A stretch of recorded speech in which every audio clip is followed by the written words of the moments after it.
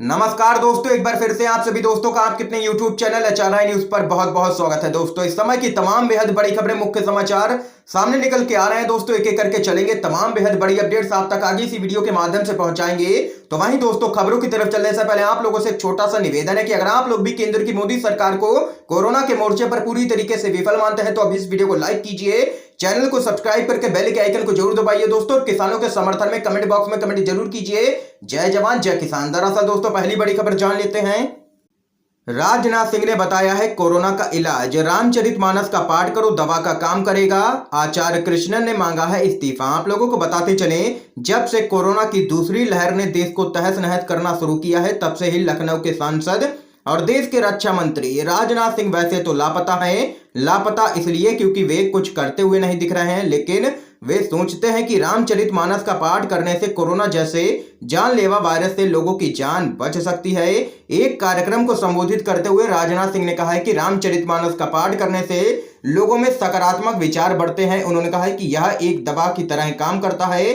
तो वहीं आप लोगों को बताते चले, राजनाथ सिंह के बयान पर प्रतिक्रिया देते हुए कांग्रेस के नेता आचार्य प्रमोद कृष्ण ने कहा है कि राजनाथ सिंह पर देश की रक्षा की जिम्मेदारी है और वह अपने निर्वाचन क्षेत्र तक की रक्षा नहीं कर पा रहे हैं। उन्होंने कहा है कि अगर राजनाथ सिंह में जरा भी नैतिकता बची है तो उन्हें तुरंत इस्तीफा दे देना चाहिए। देख सकते हैं लगातार बीजेपी के तमाम नेता एक के बाद एक अजीबोगरीब बयान देते रहते हैं। कोई कहता है कि कोरोना के इलाज में गौमूत्र काम आएगा, तो कोई कहता है कि गोबर, और अब यहां पर राजनाथ सिंह कह रहे हैं कि रामचरितमानस का पाठ करो जिसको भी कोरोना होता है। ऐसे यहां पर गैर जिम्मेदाराना बयान देते रहते हैं बीजेपी के तमाम नेता। आप लोगों की क्या कुछ राय है इस बयान पर जरूर बता सकते हैं कमेंट बॉक्स में। अगली बड़ी खबर जान लेते हैं। टीका लगवाएंगे पर टेस्ट नहीं करवाएंगे, टिकैत बोले हमें छेड़ा तो करेंगे सुताई। जी हां दोस्तों, दो हाथ के लिए टिकैत पूरी तरीके से तैयार है। किसानों की बड़ी सेना जल्द ही दिल्ली के तमाम बॉर्डर पर पहुंच सकती है। आप लोगों को बताते चले, किसान नेता राकेश टिकैत हरियाणा के हिसार में पहुंचे। उन्होंने बार एसोसिएशन के धरने को संबोधित किया। इस दौरान उन्होंने कहा है कि अगर हमें छेड़ने का प्रयास किया गया तो हम भी सुताई करेंगे। सुताई शब्द का मतलब हमारे गांवों के लोग काफी अच्छे से समझते हैं। तो वहीं मीडिया से बातचीत में आप लोगों को बताते चलें, टिकैत ने कहा है कि यूपी में भी लगातार तंबू गाड़े जा रहे हैं। सरकार का पूरा देश में विरोध है। 1-1.5 महीने के बाद यूपी में सबसे अधिक सभाएं होंगी। तो वहीं कोरोना वैक्सीन पर राकेश टिकैत ने कहा है कि बॉर्डर पर बैठे किसान इंजेक्शन लेंगे लेकिन कोरोना का टेस्ट नहीं करवाएंगे और इंजेक्शन भी तब ही लगवाएंगे जब आधे से ज्यादा इंजेक्शन पुलिसकर्मी लगवाएंगे, क्योंकि हमें सरकार पर बिल्कुल भी भरोसा नहीं है। ये यहाँ पर दो टूक कहना है किसान नेता राकेश टिकैत का, और उन्होंने कह दिया है सरकार से कि अगर हमें छेड़ा गया तो करेंगे सुताई। क्योंकि आप लोगों को बताते चले, सरकार यहाँ पर किसान आंदोलन को खत्म करने के लिए ऑपरेशन क्लीन करने की यहाँ पर तैयारी कर रही है। उसी को लेकर के राकेश टिकैत यहाँ पर सतर्क हो गए हैं और अब बड़ी संख्या में किसान दिल्ली के तमाम बॉर्डर पर पहुंचने लगे हैं। अगली बड़ी खबर की तरफ चलते हैं।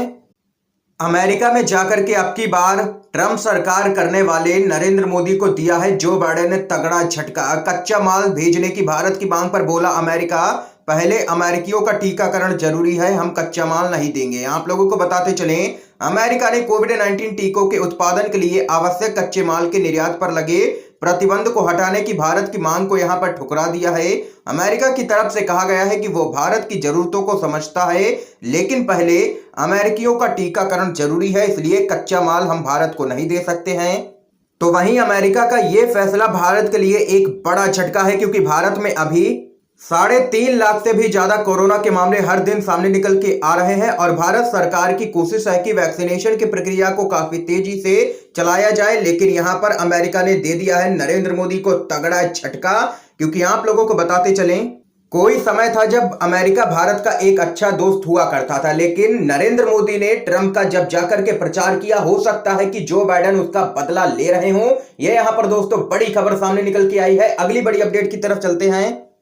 राहुल गांधी का मोदी सरकार पर जोरदार हमला, कहा ऑक्सीजन और आईसीयू बेड की कमी की वजह से हो रही है लोगों की मौत। आप लोगों को बताते चलें, देश में इस वक्त कोरोना से हालात बद से बदतर होते जा रहे हैं। पूरे देश में हाहाकार मचा हुआ है। इस बीच कांग्रेस भी लगातार केंद्र सरकार पर हमलावर है। राहुल गांधी ने एक बार फिर से कोरोना संक्रमण से हो रही मौतों के लिए केंद्र सरकार को सीधे तौर पर जिम्मेदार ठहरा दिया है। कांग्रेस के नेता राहुल गांधी ने ट्वीट कर कहा, ऑक्सीजन के स्तर में गिरावट का कारण कोरोना हो सकता है, लेकिन यहां ऑक्सीजन और आईसीयू बेड की कमी है, जिस कारण कई लोगों की मौत हो रही है। यह भारत सरकार पर निर्भर करता है। इससे पहले भी राहुल गांधी ने मोदी सरकार को लगातार घेरा है।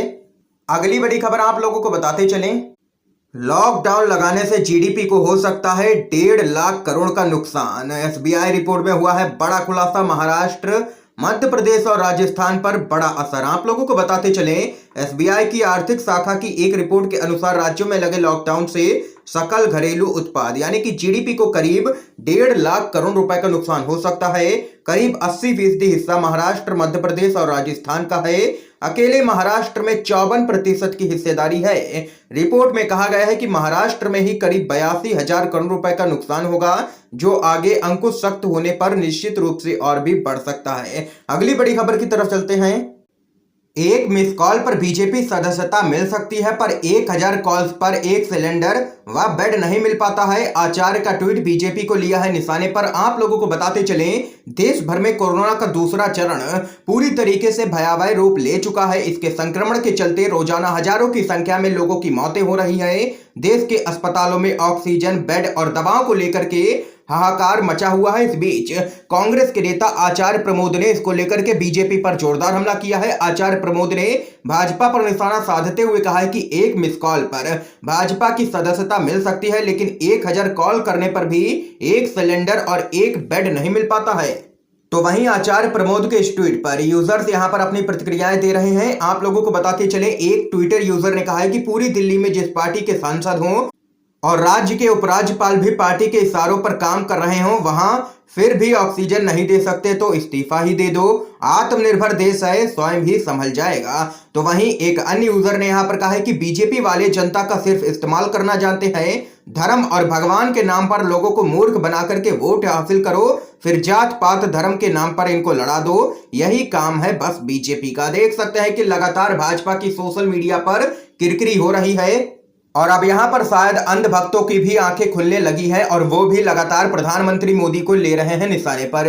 अगली बड़ी खबर जान लेते हैं दोस्तों, बीजेपी पर शिकंजा। ममता सरकार ने सख्त किए हवाई यात्रा के नियम। दिल्ली, यूपी समेत 5 राज्यों के लिए नेगेटिव रिपोर्ट जरूरी है। आप लोगों को बताते चले, पश्चिम बंगाल विधानसभा चुनाव को लेकर के बीजेपी और टीएमसी में सहमत का खेल जारी है।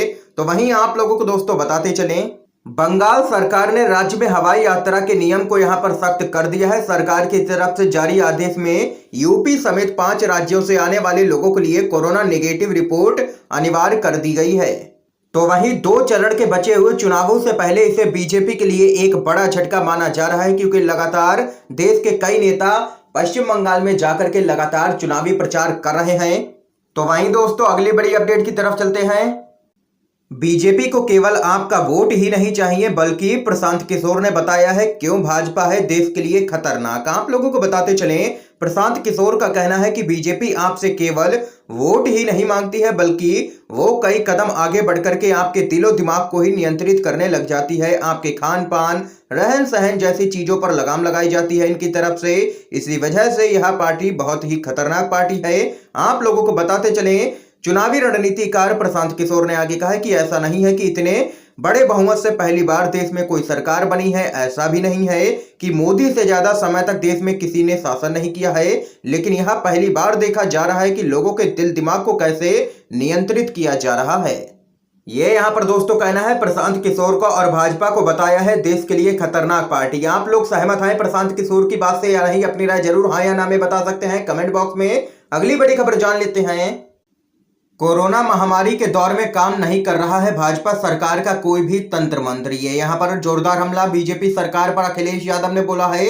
आप लोगों को बताते चले, समाजवादी पार्टी के राष्ट्रीय अध्यक्ष अखिलेश यादव ने कहा कि कोरोना कि इस महामारी के दौर में भाजपा सरकार का कोई भी तंत्र मंत्र काम नहीं कर रहा है। जिंदगियां दम तोड़ रही हैं, लोग तड़प तड़प के मर रहे हैं। इस अमानवीय स्थिति में भी दवाओं, ऑक्सीजन, वेंटिलेटर और बेड की आपूर्ति के बहाने कुछ लोग काला बाजारी में जुट गए हैं। प्रशासन मूक दर्शक बना हुआ है। प्रदेश भर में स्वास्थ्य सिस्टम पूरी तरीके से ध्वस्त है। इस अव्यवस्था के लिए भाजपा सरकार ही पाप की भागी है। ये यहाँ पर जोरदार हमला बीजेपी सरकार पर अखिलेश यादव ने बोला है।